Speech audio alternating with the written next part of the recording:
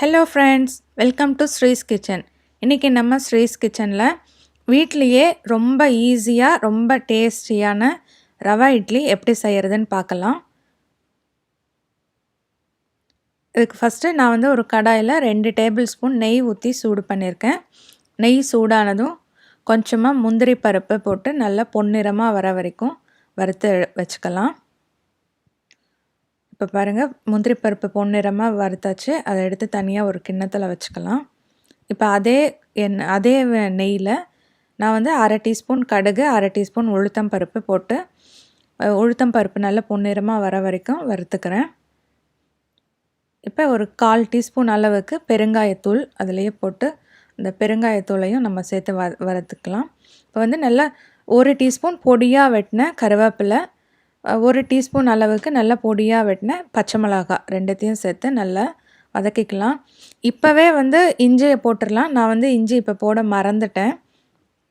இப்போ நான் ஒரு 1.5 கப் அளவுக்கு ரவை எடுத்திருக்கேன். அதையும் சேர்த்து நல்லா அடுப்பை சிம்மில் வச்சுட்டு ரவை நல்லா பொன்னிறமாக வர வரைக்கும் வறுத்துக்கலாம். எக்காரணத்தை கொண்டும் அடுப்பை ஹையில் வச்சிடாதீங்க. நான் பச்சை மிளகாய் போடும்போதே இஞ்சி போட மறந்துட்டேன். அதனால் நான் ஒரு அரை டீஸ்பூன் அளவுக்கு நல்லா தட்டி வச்ச இஞ்சி போட்டிருக்கேன். நீங்கள் வேணும்னா சின்ன சின்ன பீசஸாகவும் போட்டு இஞ்சி வறுத்துக்கலாம். பாருங்கள், நல்லா அடுப்பை சிம்மில் வச்சுட்டு ரவையை கருக விடாமல் நல்ல பொன்னிறமாக வர வரைக்கும் வறுத்து விடுங்க. அது ரவை அந்த நெய்யில் வறுபடும் போது நல்ல வாசம் வரும்.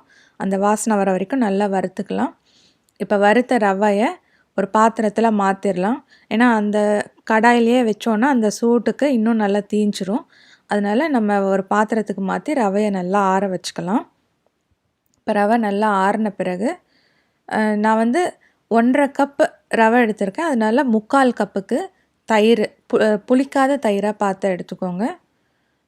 தயிர் எடுத்திருக்கேன். கொஞ்சமாக தண்ணி ஊற்றி கலந்து அந்த ரவையில் ஊற்றி நல்லா மிக்ஸ் பண்ணிக்கலாம். இப்போ தேவையான அளவு உப்பு அதையும் சேர்த்துட்டு நல்லா இந்த தயிர், நம்ம வறுத்த ரவை எல்லாத்தையும் சேர்த்து நல்லா கலந்து விட்டுக்கலாம். நம்ம இட்லி மாவு பதத்துக்கு இந்த ரவை இட்லியுடைய மாவு இருக்கணும். அந்த பதத்துக்கு கலந்துக்கலாம். இப்போ கடைசியாக பொடியாக வெட்டி வச்ச கொத்தமல்லி தழை அதையும் சேர்த்துட்டு நல்லா கலந்து விட்டுக்கலாம். பாருங்கள், இந்த மாதிரி இருக்கணும் மாவு. ரவை இட்லிக்கு மாவு ரொம்ப தண்ணியாக இருக்கக்கூடாது. தண்ணியாக இருந்துச்சுன்னா இட்லி பொங்கி வராது. இப்போ நம்ம இட்லி தட்டை கொஞ்சமாக நெய் ஊற்றி தடவிக்கலாம். நீங்கள் விருப்பப்பட்டால் எண்ணெயாலையும் தடவிக்கலாம். இப்போ நம்ம வறுத்த முந்திரி பருப்பை இந்த மாதிரி வச்சுக்கலாம். இது சும்மா பார்க்குறதுக்கு அழகாக இருக்குன்றதுக்காக தான் நம்ம வைக்கிறது. இப்போ நான் துருவின கேரட்டையும் சேர்க்குறேன். இது ஆப்ஷனல். உங்களுக்கு துருவின கேரட் வேண்டாம் அப்படின்னா இதை நீங்கள் சேர்க்க அவசியம் கிடையாது. இப்போ கடைசியாக ஈனோ ஃப்ரூட் சால்ட்டு அது நான் ஒரு 1.5 டீஸ்பூன் அளவுக்கு சேர்க்குறேன். இப்போ இந்த ஃப்ரூட் சால்ட்டு நம்ம சேர்த்ததுமே மாவை கலந்துட்டு உடனே அந்த இட்லி தட்டில் ஊற்றிடணும். இந்த ஃப்ரூட் சால்ட்டு சேர்த்த பிறகு மாவை வச்சிடாதீங்க. அதனால தான் நம்ம முன்னாடியே இட்லி தட்டெல்லாம் ரெடி பண்ணி வச்சுருக்கோம்.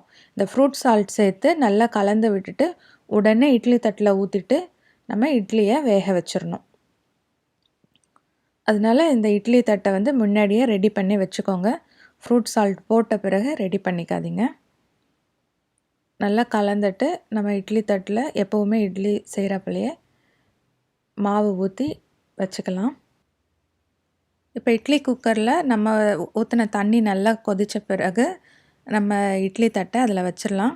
எப்போவுமே இட்லி குக்கரில் தண்ணி கொதித்த பிறகு இட்லி தட்டை வைங்க. அப்போ தான் இட்லி நல்லா சாஃப்டாக வரும். இப்போ இட்லியை ஒரு 7லேருந்து 10 நிமிஷம் அளவுக்கு வேக வைக்கலாம். அல்லது உங்கள் இட்லி குக்கர் எவ்வளோ நேரம் எடுக்குமோ அதுக்கு தகுந்தப்போல் இட்லியை வேக வச்சுக்கோங்க. இப்போ பாருங்கள், நம்ம இட்லி நல்லா வெந்துருச்சு. இப்போ இட்லி குக்கரை ஆஃப் பண்ணிவிட்டு இட்லி தட்டை எடுத்து வெளியில் வச்சிடலாம். சூடாக இருக்கும்போதே அந்த இட்லி தட்டிலேருந்து இட்லியை எடுத்துடாதீங்க. அதனால் இட்லி தட்டு கொஞ்சம் ஆறின பிறகு இந்த மாதிரி எடுத்தோன்னா நல்லா அழகாக வந்துடும். சூடாக இருக்கும்போது எடுத்திங்கன்னா இந்த மாதிரி முழுசாக வராது. பாதி அளவுக்கு அந்த இட்லி தட்டிலேயே ஒட்டிக்கும். அதனால் இட்லி தட்டில் இட்லி ஆறின பிறகு இந்த மாதிரி எடுத்தோன்னா நல்லா வரும். பாருங்கள், நம்ம வீட்டிலையே சுலபமாக ரவை இட்லி தயார் செய்துக்கிட்டோம். இதை வந்து நீங்கள் உங்கள் விருப்பப்பட்ட சட்னியோட பரிமாறலாம், அல்லது வெறும் இட்லியவும் சாப்பிட்லாம். ரொம்ப நல்லாயிருக்கும், நல்லா உப்பாக காரமாக நல்லாயிருக்கும். இந்த ரவை இட்லியை செய்து பார்த்துட்டு உங்கள் கமெண்ட்ஸ் சொல்லுங்கள். இந்த வீடியோ உங்களுக்கு பிடிச்சிருந்ததுன்னா லைக் பண்ணுங்கள், ஷேர் பண்ணுங்கள், மறக்காமல் சப்ஸ்கிரைப் பண்ணுங்கள்.